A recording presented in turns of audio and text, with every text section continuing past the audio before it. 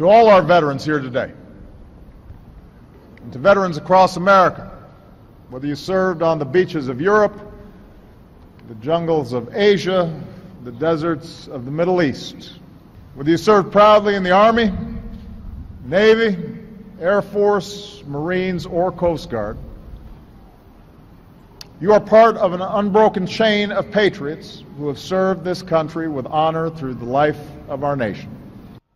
All right, he's certainly come a long way from the president who on Memorial Day, I think his first Memorial Day, said, "I see some of our fallen heroes sitting here today." Joining us now is Major General Paul E. Vallely, retired Major General with the U.S. Army, chairman of Stand Up America, and check out soldiersmemorialfund.org. General, always a pleasure to speak to you, but an especial pleasure and honor on this Veterans Day. Thank you, Steve. Happy to be with you as always. Well, talk about what this day means to you. Well, I go back, and I look when I was a cadet, junior officer, that I was taught by the officers who came out of World War II and the senior enlisted. And I think of my classmates at West Point who we lost early on in Vietnam, and the soldiers that served under me there and that I was well acquainted with. And I look through the wars since then and all the wounded that we've experienced in these battles in the Middle East and the soldiers we've lost. So it's very memorial, in my opinion. And having lost my son in 2004 in Special Forces, I feel especially connected to all of our veterans and their families. Yeah, I was gonna ask you to talk a little bit about your son. For those who don't know, because we've had you on so many times, just tell the folks a little bit about your son and how he served his country. Well, Scott was an outstanding athlete. He received a Division I scholarship at Colorado State. Then after that, he got into the communications media business, where he went to San Francisco State.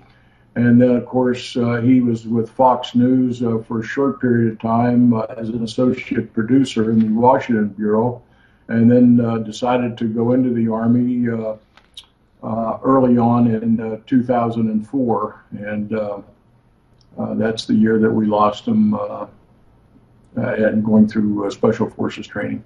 9.4 million, the number of veterans 65 years of age and older, and at the other end of the spectrum, 1.7 million are younger than 35. Talk about each of those age groups and the special challenges that they each face.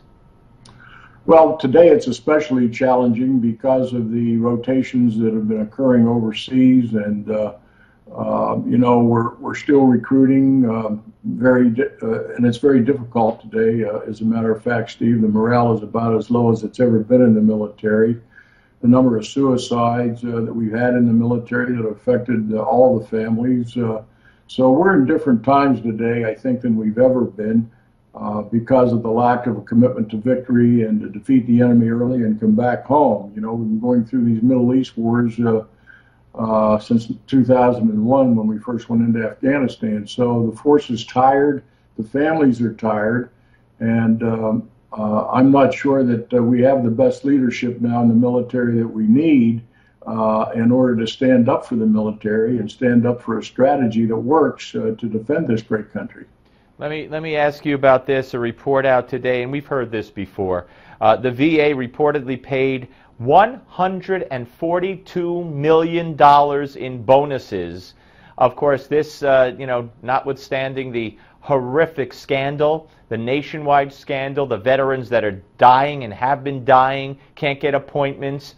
When you hear about this, it's got to make your skin crawl. Well, it does, and it affects all of us as we go around and we interface with some of the families and some of the veterans. And I have visited that VA hospital on several occasions with my comrade in arms, Lieutenant General McInerney. We've been to that facility there, and it's just it's heart-wrenching to see the fact that we're still going through what I call a little deception, maybe a large deception, and misrepresentation of the fixes that have not occurred at the Veterans Administration that we've been promised. and then these bonuses to all of these people, and I don't think anybody's been taken to task or even relieved of their jobs. I understand some have been put on the bench for up to 18 months now, but they're still getting paid. So, I mean, this is a scandalous operation still going on, in my opinion. Yep. And we don't seem to have any really clear visibility into that particular government agency that we need. General, thank you so much for your service, and when I thank you, I'm thanking everybody who served that is watching me right now, and we'll speak to you soon. And check out soldiersmemorialfund.org, folks. Give Me 5 is next, a very special Give Me 5. Don't go away.